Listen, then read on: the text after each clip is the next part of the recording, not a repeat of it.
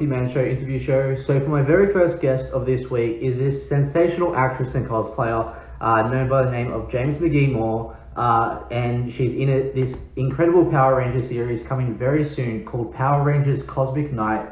So I'm about to add her into the live now and have a chat with her about her role as Juliet Hall. So yeah, let's add James in and have a chat with James. Hello. Hello. How's it going? It's going really well. How are you? Yeah, really good, thanks. I just want to say first up, thank you so much for taking the time to join my show. It's such an incredible pleasure having you on the show today. Of course. To people that don't know who you are, if you give like a bit of backstory about yourself, and then we'll dive right into the very first question. Okay, backstory about myself. I'm a huge Power Rangers fan. I didn't start watching Power Rangers when I was younger. I got into it a couple years ago, and I've kind of just been a fast fan. Watched a bunch of it, gotten involved in the community, gotten a lot of cosplays together, and a couple people who've been working on side projects have been interested in including me, and I'm just so honored and touched. So I'm trying to expand my involvement in the fandom and just get together with some people and be nerds together. So we'll dive right into the questions now. So it's one of the very first questions. So you've been casted as I mentioned in the live just before, Cosmic Knights, the role of Juliet Hall. What's it been like for you being casted in this Power Rangers production? Amazing. I had heard a little bit about Power Rangers Master Force and thought it was really cool to have like a fan-driven series. And then I knew that there were a couple spin-offs of people who had been involved in that series. And I was just, it's the gentleman playing the villain, his name is Dominique.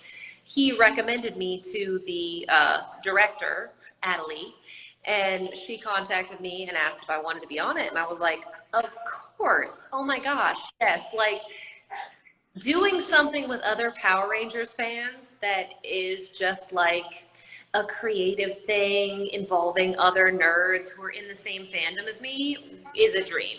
I am so ecstatic to be involved in this. So we'll dive right into the next question. So with Juliet Hall, if you could have any fan favorite moment for Juliet Hall, for Cosmic Knights, like what fan favorite moment would you want for the character like of Juliet Hall? So we haven't filmed episode 1 yet. We're going to very, very soon. We're getting really, really close to filming episode 1, and then there'll be some editing and it'll be released. Right now, we're just very much in the the pre-production period where we're talking about it, and we're getting to know each other and talking about things we want to happen on the show. So I don't know if I really have a favorite moment yet. We've discussed a couple ideas, but none of them have actually been actualized since we haven't actually filmed anything yet. So, I mean, just getting to play the character. And this show has been really driven by the idea that the director/writer has, but also by the involvement of the characters. So the actors are having a lot of say, and just knowing that like if I have an idea about what I want my character to do, that's going to be respected and actually taken into account is huge. So I think just knowing it's a collaborative piece is probably the most exciting thing that's happened so far. So on to my very next question. So how can people relate to Juliet Hall? Like what do you want out of Juliet Hall? Like how can people relate to her? Like what do you want for Juliet Hall as a like backstory or whatever whatever you want? So she's kind of the logic-brained character, the person that's had to deal with some stuff and kind of be the strong one who took care of the responsibilities while everything fell apart. So, as the character on the team, I think it's going to be really great for her to be someone who is struggling with wanting to put on a good face and do a good job and be that respectable character while having all of this internal struggle. And I think just as an audience, seeing a character that has an internal struggle and has to try and put on a good face, it will be kind of nice to know that, like, you know, everybody's not okay, even if they seem okay. So I think that's a really great thing coming from my character, is like, she tries to be the best she can be, but maybe she has some problems going on. So I'd like to be like a representative for knowing that it's okay to have stuff going on. So I'll put our next question. So if Juliet Hall could be any like ranger color, what color like ranger would Juliet Hall be and why? So she is the Orange Ranger. She's the Orange Dove Cosmic Knight. And man, I really like the idea of being the Orange Ranger. And I think that's a good one for her, because we never really had like an in-show canon like Power Rangers Orange Ranger. We had Boom from SPD kind of have the fantasy about being the Orange Ranger, but never really like a real Orange Ranger. So I think there's kind of a lot of enigma to being the Orange Ranger, that it's, you know, it's different and it's exciting. If she had to stick to more of like the classic Ranger tropes, I kind of feel like maybe she might be the Purple Ranger, because the Purple Ranger, we've only had a couple of them, but they've been very strong and very significant and with very well written characters. And I think that would really match her energy. So for our next question. So with the Power Rangers franchise being such an incredible success, what has been your most favorite season of Power Rangers to date and why? Oh, that's so hard. I love Power Rangers so much, and I really, man, I get so into it. So the thing that sticks out in my mind, well, obviously when Jason came back as the Gold Zeo Ranger, I was ecstatic to see Jason again. That's a moment where you're like, oh, Jason's back. As people cheer in the downstairs of the building that I'm in. I also really, really love in Power Rangers Beast Morphers, which was the 2019-2020 season, the plot arc where Zoe and Nate realize that they get to be a couple, even though it was previously against the Beast Morphers rules. And I just kind of, that really gets to me as like a sort of just corny, sweet, romantic plot line where like love triumphs over laws and logic. That really like feeds my inner like what I crave in like TV. So on to the very next question. So okay, with the whole love interest and stuff, if Juliet Hall could have her own love interest, what kind of love interest would you want Juliet Hall? I think the best love interest for her would be someone that really played the opposite to her. She's very much the logic-driven character and the one that feels like they have to bear the responsibility of all of everything that's going on. So I think it would be really nice for her to have an opposite who kind of calmed her down. Somebody who was very relaxed and okay with what was going on and just kind of said like, you don't need to freak out about this. Let's just calm down. And I think that would be really interesting to see another character just kind of taking her flaws and turning them on their head and being like, it's okay, like don't freak out about this. So on to my very next question. So who has been your most favorite Power Rangers villain from any season and why? So my favorite Power Rangers villain is Lothor from Ninja Storm. And that really comes down to performance. That season is so artfully written. The comedy in the season is just, it's on point. And Lothor just, he's the same actor as the mentor, but he's completely different. So you know he's giving a really good performance. He has the comedy aspect of interacting with the other characters on the spaceship that are very inept, and he's very serious and he's scolding them. And he has a lot of really, really well written, like puns or just sort of jokes and jabs. And I really enjoyed, he is a threatening villain and he's very powerful, but at the same time, he delivers the comedy and he delivers the lightheartedness that I really crave in Power Rangers. On to our next question. So, if Juliet Hall could have any 5 Ranger team members on her team from any season, like who would she want for her team and why? Okay, so that's hard. If Juliet could have 5 Rangers, not if James could have 5 Rangers. Very different. So Juliet, I think, wants to be in control and wants to have like a logical pattern that things follow. So I feel like she would really want 5 Rangers that had logic and had a pattern that they followed and would be easy to work with. So I'm trying to think like who are the good logic guys. Maybe Nate, the Gold Ranger from Beast Morphers, and then I think Kendall, the Purple Ranger from Dino Charge. Maybe Cam, the Green Ranger from Ninja Storm. So that's 3.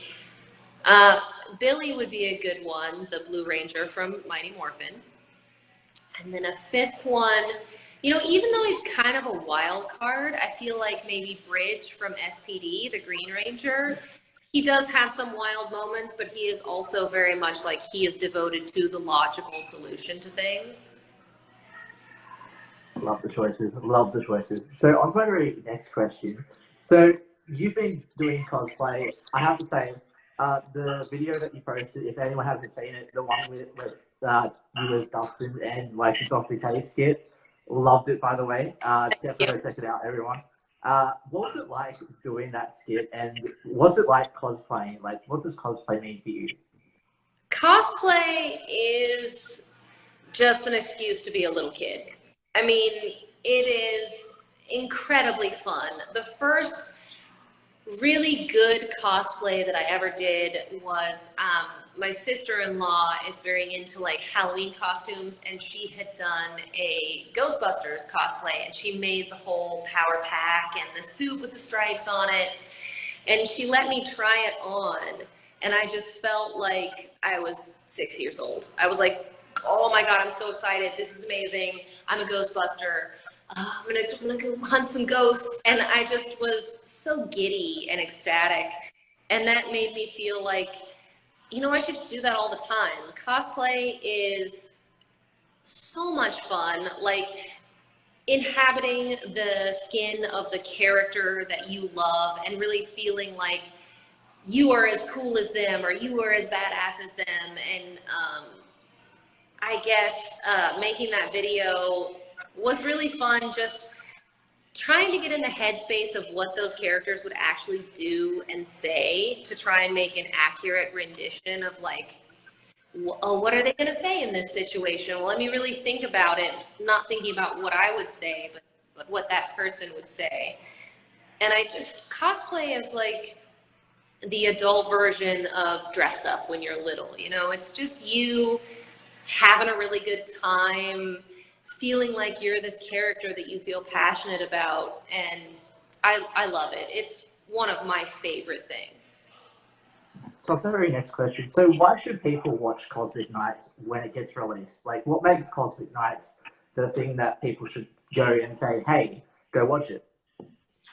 Well, I mean, if you love Power Rangers, it's a Power Rangers spin-off. So it's in the same universe. It's new costumes, new power-ups, new characters, and that's all great. But I just really love the crew and the cast and everybody involved and the creative team. We're working together on this, and everyone is equally excited about it, and we're all Power Rangers nerds. So I would say the main thing that you should go see it for, or like go watch it on whatever streaming platform it's on, is just that there's a bunch of fun, creative people who have been involved in this project, and we're all excited and we're passionate, we want to make it a good show. We want to make it like intriguing, and we want you to get involved in it and feel emotional about it. And I think that that's going to make it really good. So I'll tell you your next question. So with cosplay again, what made you get into cosplay in the first place? Like what made you, James, decide, hey, I want to be a cosplayer? Well, I kind of started out with DC characters because they all look cool and they're pretty easy, actually. So I think one of my first big ones was Poison Ivy, because you can get a corset, dye it green, and then sew some leaves to it, and suddenly you're Poison Ivy, and you feel really cool and powerful. And then I just kind of spun off from there. I did the Riddler and Batman and Supergirl and a bunch of stuff. And then just kind of like from that space of like, oh, well, I could make these complicated costumes, I realized it was Han Solo that made me realize it doesn't have to be complicated. I was like, oh, I would be really cool to do like some Han Solo inspired fashion. And I looked up Han Solo to see the kind of stuff that he wears. I was like, well, I'm going to do some like, not a full cosplay, but just some stuff that looks like him. And then I realized he is literally just wearing a white shirt with a blue vest and blue jeans that have a red stripe down the side. And I was like, well, I could just buy all of that stuff on Amazon and have a perfect Han Solo cosplay in 2 weeks. So the realization that like you could take a character that has a simple wardrobe and just buy the parts of that wardrobe and look exactly like them really got me inspired to start trying to cosplay a lot of characters that I was into. And then it got to this point where it's like, well, all I have to do is sew this little piece on it, or all I have to do is draw this little picture on it, and then of course it gets out of control. And it's like, well, all I have to do is paint the wig and sew the pants in a different shape and get all the material to make this dress, and then it's so easy. And I'm like, yeah, no, it's not easy. I have a hot glue gun and a sewing machine and tons of fabric paint. But it got out of hand really easily, just thinking that like I could dress like this character and feel like this character if I just bought a couple things and altered them very slightly. So on to our next question, because you just mentioned Star Wars, what are you looking forward to for the Obi-Wan Kenobi series that's airing on Disney Plus? I don't know. So I have a real problem with anticipation and just getting like too excited about stuff. So I've been trying to very minimally watch the trailers and read about the Obi-Wan series coming out so that I don't get absurdly excited about it, and then I can't wait for the release date. I mean, honestly, just everything. I love Obi-Wan as a character, and I love all of the actors that have played him. And just, yeah, seeing what happened in his life while he was on Tatooine and Luke was growing up sounds amazing, and I'm super stoked for it. Awesome. So on to our next question. So what are the positive and negatives into cosplay or acting, and how do you get through those like negative moments as a cosplayer or actor? So I mean, both of them nerves for sure. What is it? Imposter syndrome. Imposter syndrome is such a thing in anything that you do that's creative, where you really feel like, oh, well, but I'm not good enough to do this, and I'm not cool enough, and people just perceive me to be cool enough, but that's not accurate. So just getting over that and realizing that like anyone can do it. If you do the cosplay and you're excited about it and you're passionate and you're creative, then yeah, you're amazing. You're amazing at cosplay, and anyone that wants to judge that is just being rude. And then like with acting, if you practice your lines and you know your character and you really care about doing a good job, then that's all that should matter. If you want to do a good job at something and you're passionate about something, there shouldn't really be any other factors. Like, you shouldn't care what other people think. You shouldn't feel inadequate. You should just go for it. So overcoming imposter syndrome is definitely the biggest hurdle. So my very last question. So what's next for you, like project-wise? Any goals that you have planned for the rest of 2022 that you would like to announce? I mean, I'm on TikTok, Beauty Babayagha, and I'm on YouTube, Beauty Babayagha. And in between working and income, I just like to do creative projects. Right now, I don't have any grand collaborative plans. I'm working on Cosmic Nights, and that's going to be so fun, doing something collaborative with other people who are passionate. But I don't have anything else lined up other than just skits and regular stuff that I do, dress up and cosplay. I mean, I'm working on like 9 cosplays right now. I have this terrible habit of buying all the things I need to make a new cosplay before I finish the one I'm working on. So I have a bunch of those, and I hope to complete all of those and make videos and projects and things involving those characters. But as far as things, collaborative things involving other actors, I don't really have any plans right now. But if I get involved in anything, I'll definitely post about it on my social media. Well, I just want to say it has been such an incredible pleasure, James, for you, the very first guest of this week. It has been such an incredible pleasure having you on the show for today. Thank you. Do you have like any last final thoughts or anything that you'd like to say to people on the show? I mean, just in general, do whatever you want to do and be creative. That's what life is for, just live life for you.